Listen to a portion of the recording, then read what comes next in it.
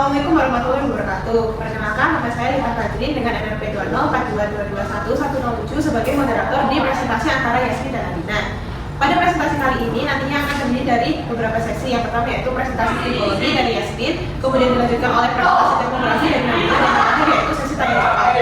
Pertama-tama akan dimulai dengan sesi penjelasan materi mengenai tipologi oleh Yasmin. Kepada Yasmin dipersilakan. Terima kasih kepada moderator. Selanjutnya saya akan menjelaskan materi mengenai tipologi. Perkenalkan, nama saya Yasmin Afiana Salim, NRP 20422210642. Oke, jadi di sini tribologi yaitu ilmu interaksi permukaan dalam sistem mesin dan perannya dalam pemeliharaan prediktif. Tribologi merupakan istilah umum yang mengacu pada desain dan dinamika operasional struktur pendukung rotor polimas giring pada mesin. Nah, lalu ada beberapa teknik tribologi dalam prediktif maintenance. Yang pertama yaitu lubricant oil analysis atau analisis perumahan oil, lalu ada analisis spektrografi, kemudian ada ferrografi, dan yang terakhir ada analisis partikel, penggunaan partikel. Lalu kemudian tribologi tidak hanya mencakup aspek pelumasan, tapi juga mencakup mekanisme kausan, analisis partikel, dan peran pelumasan dalam mencegah kegagalan mesin. Oke, next kita masuk ke analisa pelumasan oil. Analisa pelumasan oil bertujuan untuk mendeteksi kondisi pelumasan dan potensi kerusakan mesin secara dini sebagai bagian dari pemeliharaan preventif dan prediktif. Nah, lalu apa aja sih parameter pengujian analisis oil? Yang pertama dari viskositasnya, kedua dari kontaminasinya untuk mendeteksi adanya air atau cairan pendingin yang bisa merusak sistem pelumasan. Yang ketiga yaitu pengencaran oleh bahan bakar.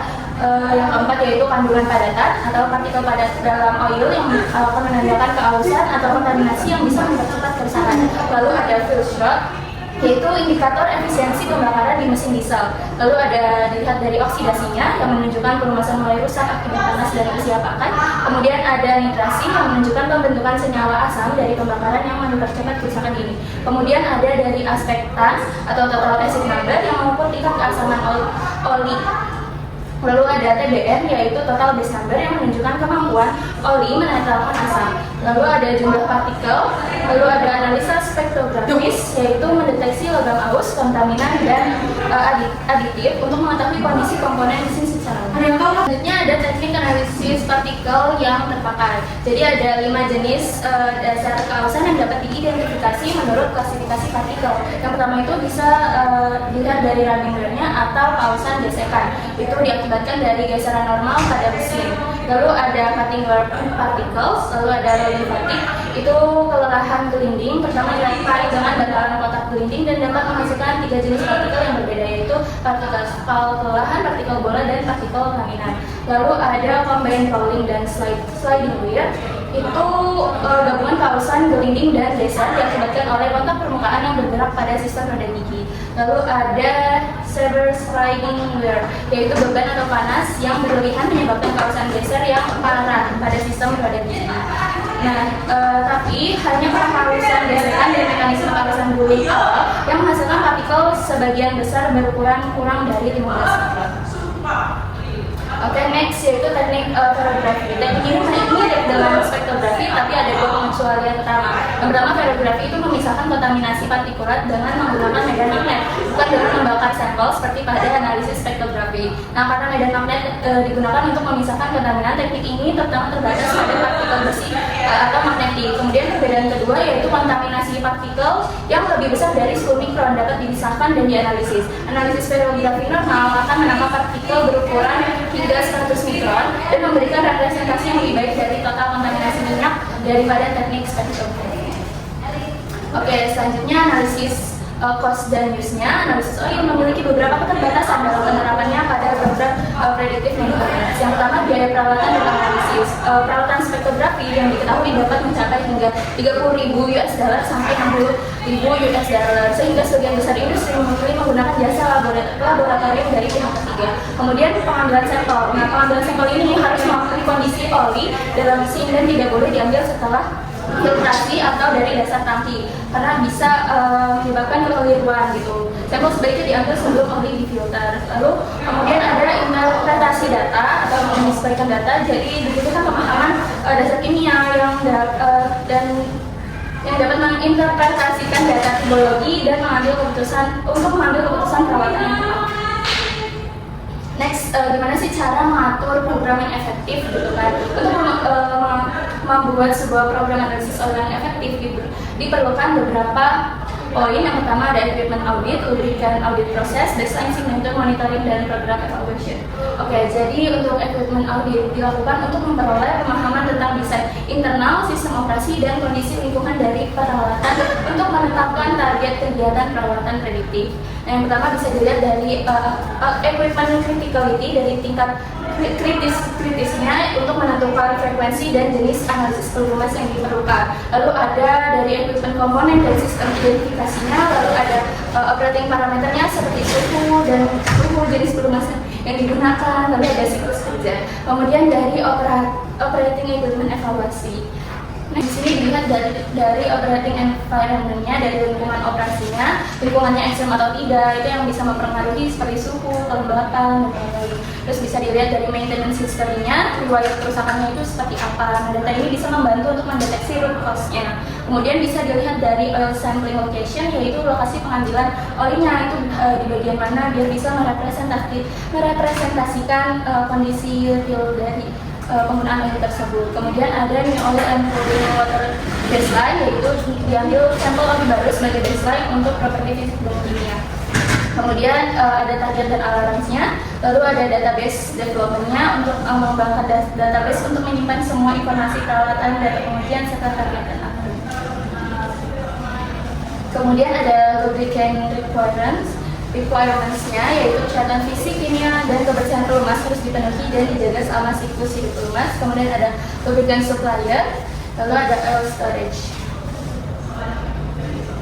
Lalu di lubrikan audit proses, selanjutnya yaitu lubrikan audit proses, yaitu proses audit pelumasan. Di sini ada beberapa. Yang pertama kita lihat dari kebutuhan pelumasannya itu seperti apa, lalu ada lubrikan suppliernya, lalu ada oil storage-nya, yaitu seperti penyimpanan olinya, lalu ada handling and dispensing, metode penanganan dan penyaluran pelumas harus dirancang agar standar kebersihan dan kesehatan pelumas tetap terpenuhi. Kemudian ada waste oil-nya, yaitu pelumas yang sudah tidak layak dipakai harus dibuang ke dalam wadah yang sesuai standar. Kemudian baseline signature. Apa sih baseline signature itu? Yaitu tanda tangan yang dirancang untuk mengumpulkan dan analisis semua data yang diperlukan untuk menentukan kesehatan peralatan dan pelumas saat ini.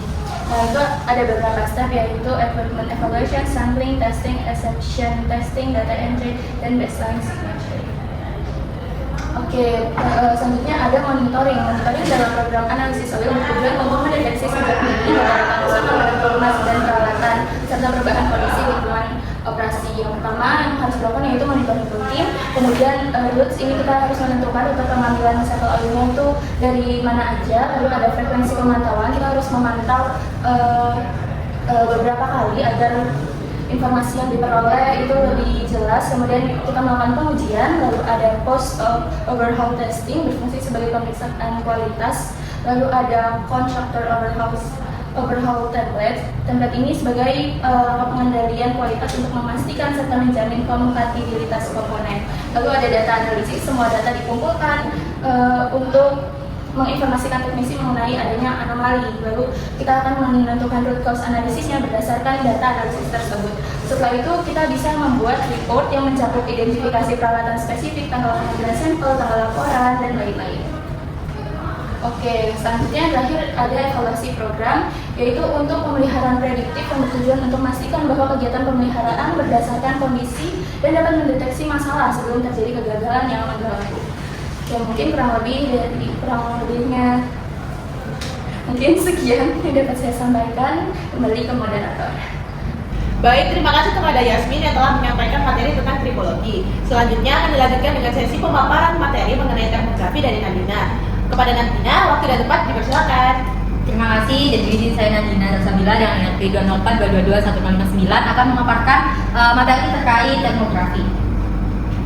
Nah, apa sih termografi? Termografi adalah sebuah teknik pemeliharaan prediktif yang dapat digunakan untuk memantau kondisi mesin, struktur, dan juga sistem di pabrik. Nah, teknik ini menggunakan instrumen yang dirancang secara khusus untuk memantau emisi energi dari infrared, yaitu suhu, guna menentukan kondisi operasionalnya. Dengan mendeteksi anomali termal, yaitu area yang lebih panas dan lebih dingin daripada yang seharusnya. Kemudian di sini ada dasar-dasar infrared. Yang pertama, teknologi infrared didasarkan pada fakta bahwasanya semua benda itu memiliki suhu di atas nol mutlak yang memancarkan energi atau radiasi. Nah, kemudian ada 3 sumber energi termal. Yang pertama, energi yang dipancarkan oleh objek, kemudian yang kedua, energi yang dipantulkan oleh objek, dan yang ketiga, energi yang diteruskan oleh objek. Nah, di sini bisa dilihat di gambar ini adalah black body di mana permukaan suatu objek itu mempengaruhi jumlah energi yang dipancarkan atau dipantulkan. Nah, permukaan yang memancarkan secara sempurna seperti gambar di samping itu disebut sebagai black body. Kemudian next, yang kedua ini disebut green body, yaitu permukaan yang memantulkan energi infrared yang memiliki emisivitas kurang dari 1,0. Nah, di sini ada jenis-jenis instrumen di infrared, yaitu terdapat 3 jenis umum instrumen yang dapat digunakan dalam pemeliharaan prediktif. Ada termometer infrared atau radiometer titik, kemudian ada pemindai garis atau line scanner, kemudian ada imaging system. Nah, ini ada termometer infrared, biasanya dirancang untuk memberikan pengukuran suhu permukaan secara langsung pada satu titik kecil tertentu di suatu mesin atau permukaan. Nah, kemudian ini ada line scanner. Ini jenis instrumen yang menyediakan pemindaian satu dimensi atau garis dari radiasi komparatif. Nextnya, kemudian ada infrared imaging. Itu beda sama teknik infrared lainnya. Pencitraan thermal atau infrared memungkinkan pemindaian emisi infrared dari keseluruhan mesin, proses atau peralatan dalam waktu yang sangat singkat. Sebagian besar sistem pencitraan bekerja mirip seperti kamera video. Nah, kemudian infrared, basic infrared theory adalah bentuk cahaya yang berada di luar jangkauan penglihatan manusia. Imager infrared diciptakan untuk mendeteksi dan mengukur panas yang kemudian diubah menjadi data digital dan divisualisasikan dalam bentuk gambar video yang disebut termogram. Kemudian ada training for imaging system. Teknik infrared itu dapat digunakan untuk mendeteksi masalah di berbagai sistem dan juga peralatan pabrik seperti saklar listrik, ada gigit box, gardu listrik, transmisi, pipa uap, dan lain sebagainya. Training ini memiliki peran yang penting dalam penggunaan imaging system karena akurasi dan juga konsistensi data yang dihasilkan sangat dipengaruhi oleh berbagai variabel seperti kondisi lingkungan dan juga teknik pengambilan gambar. Kemudian di sini ada electromagnetic spectrum. Ada 3 poin. Yang pertama, infrared terletak di antara cahaya tampak dan juga gelombang mikro. Kemudian yang kedua, tidak bisa dilihat oleh mata manusia, tapi bisa dideteksi menggunakan kamera thermal. Kemudian yang ketiga, digunakan untuk pengukuran suhu permukaan, deteksi panas, dan juga inspeksi non-destruktif dalam peralatan-peralatan. Kemudian ada infrared equipment. Itu ada beberapa kriteria penting seperti portability, easy to use, kemudian kualitatif, baterainya analog atau digital, kemudian ada software yang digunakan. Kemudian hampir semua peralatan inspeksi infrared itu teralihi oleh listrik yang bertegangan. Maka dari itu, safety perlu diberikan pada infrared termografi ini, seperti aturan keselamatan, kemudian melakukan scan terlebih dahulu, mengikut sertakan teknisi listrik yang kompeten, dan lain sebagainya. Kemudian ada tujuan pemeriksaan itu untuk mengidentifikasi dan juga mendokumentasikan masalah dalam sistem kelistrikan atau mekanik. Biasanya ada beberapa permasalahan umum seperti masalah pada terminal, kemudian ada sambungan atau konektor yang seharusnya tidak menunjukkan suhu yang lebih tinggi daripada konduktor. Itu biasanya permasalahan yang terjadi. Kemudian terdapat 3 tipe dasar masalah thermal. Itu yang pertama ada mechanical looseness, ada leak problem, sama component failure. Nah, apa sih mechanical looseness itu? Mengakibatkan kelelahan akibat tekanan panas karena terlalu sering digunakan. Kemudian kalau common problem spawn and what to scan, itu contoh-contoh yang harus dipindai saat melakukan deteksi infrared. Itu ada pusat kontrol dan distribusi, switchgear sekunder utamanya, panel distribusi pemutus sirkuit, juga saluran gasnya. Nah, kemudian apalagi ada motor, ada trafo bersih oli, kemudian ada transformator tipe kering, kemudian ada basic transformator, kapasitor. Itu semua harus dipindai lah, harus ditemukan dan juga harus di scan agar mengetahui masalah apa yang terjadi. Kemudian ada switchgear, ada cycling, pemutus sirkuit, konduktor, dan lain sebagainya. Terima kasih.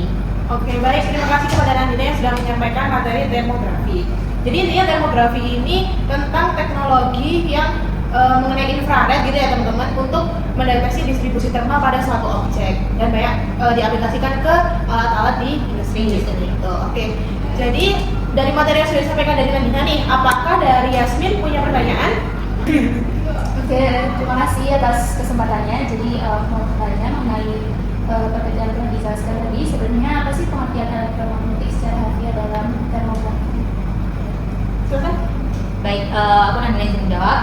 Spektrum elektromagnetik itu sebuah rentang dari seluruh jenis gelombang elektromagnetik nih, mulai dari gelombang dengan frekuensi yang sangat rendah, contohnya kayak gelombang radio, hingga frekuensi yang sangat tinggi kayak sinar gamma. Itu semua terdiri dari osilasi medan listrik dan juga medan magnet yang merambat di ruang tanpa memerlukan medium. Nah, spektrum itu mencakup kayak gelombang radio, gelombang microwave, ada infrared, cahaya tanpa, ultraviolet, sinar X, dan juga sinar gamma. Apa coba jawab? Ada feedback? Oke, mungkin tadi mengenai infrared ya, apa sih hubungannya dengan termografi dan infrared itu? Jadi izin jawab ya, hubungan antara elektromagnetic spectrum dengan termografi itu sendiri dan juga infrared itu sangat-sangat erat, karena termografi itu memanfaatkan gelombang elektromagnetik di wilayah infrared dari spektrum elektromagnetik. Nah, dengan kata lain, termografi itu sebuah aplikasi dari teknologi infrared, dan juga infrared adalah bagian dari spektrum elektromagnetik. Oke, cukup Nadina? Cukup. Dari Yasmin? Ada feedback? Mungkin terakhir, apa sih contoh aplikasi termografi di industri? Oke, saya jawab. Baik, sebenarnya ada beberapa contoh pengaplikasian termografi ya, dari segi medis itu kayak mendeteksi peradangan atau gangguan sirkulasi. Kemudian di bidang industri itu ada pemeriksaan hotspot pada peralatan listrik. Kemudian di militer dan juga keamanan biasanya termografi ini digunakan untuk kamera night vision berbasis panas tubuh. Oke, ternyata banyak ya pengaplikasiannya. Di mana-mana, di medis, di industri juga. Ilmu baru ya untuk kita. Oke, Ya, dari Yasmin apakah masih ada feedback? Mungkin udah cukup. Oke, cukup. Dari Nadina kenyataannya sudah cukup? Cukup. Oke, baik, karena dari sesi forum group discussion mengenai materi termografi sudah cukup, mari kita beralih ke sesi selanjutnya, yaitu forum group discussion tentang materi tribologi yang sudah disampaikan oleh Yasmin. Nah, untuk kali ini, apakah dari Nadina ada pertanyaan untuk Yasmin? Ada. Oke, silakan. Baik, yang pertama tadi kan kamu udah menjelaskan terkait materi tribologi nih. Nah, juga terkait tribologi dan juga berbagai tekniknya. Nah, sebenarnya seberapa penting sih peran tribologi ini dalam predictive maintenance? Oke, silakan Yasmin. Oke, terima kasih atas pertanyaannya. Jadi aku jawab ya. Jadi tribologi ini sangat berperan penting dalam predictive maintenance karena tribologi ini merupakan ilmu yang memahami interaksi permukaan dalam mesin yang relatif bergerak dengan fokusan pada gesekan, pelumasan, dan kehausan. Jadi tribologi sangat berperan penting dalam predictive maintenance, terutama karena ini merupakan ilmu untuk memahami interaksi permukaan dalam mesin yang relatif bergerak, terutama dengan fokusan pada gesekan, pelumasan, dan kehausan. Terus juga di tribologi ini dapat melalui teknik seperti analisis payung pelumas, analisis partikel aus, spektrografi, zerografi, agar memungkinkan pendeteksi dini terhadap kerusakan komponen mesin sebelum terjadi kegagalan yang serius. Oke, cukup. Dari Nadina apakah ada feedback? Ada. Oke, boleh disampaikan. Nah, kemudian dari beberapa teknik tersebut yang telah menjelaskan tadi, apa sih teknik yang paling efisien yang biasanya itu digunakan? Ya, oke, silakan. Oke, dari jurnal yang telah kita rangkum dari PPT tersebut diberitahukan bahwa dalam predictive maintenance analisis kondisi oil menjadi salah satu metode yang paling ekonomis dan efektif untuk memantau kondisi internal mesin tanpa pembongkaran langsung. Oil pelumasan ini membawa banyak informasi mengenai kesehatan mesin karena berinteraksi langsung dengan komponen yang bergerak. Nah, parameter yang diukur apa aja sih di pelumasan analisis oil ini? Nah, yang pertama itu warna, kejutihan, bau, adanya kontaminan, juga perubahan viskositas yang merupakan tanda-tanda penting dari degradasi pelumas atau kerusakan pelumas. Ternyata analisa pelumas juga bisa seperti itu ya, Iya, kita diterapkan dari sini. Oke, apa dari Nadina ada feedback lagi? Oke, cukup. Dari Yasmin pemaparannya sudah cukup? Cukup. Oke, karena kedua narasumber sudah menyatakan cukup, maka dari itu untuk sesi forum group discussion dapat kita cukupkan. Baik, kami ucapkan terima kasih dari kedua narasumber kami. Yang pertama Yasmin dengan NRP 204-222-1062 dan Nadina NRP 204-222-1059 dan saya sebagai moderator Lina Fajrin dengan NRP 204-222-1017 mengucapkan terima kasih karena sudah mengikuti diskusi ini. Terima kasih. Wassalamualaikum warahmatullahi wabarakatuh.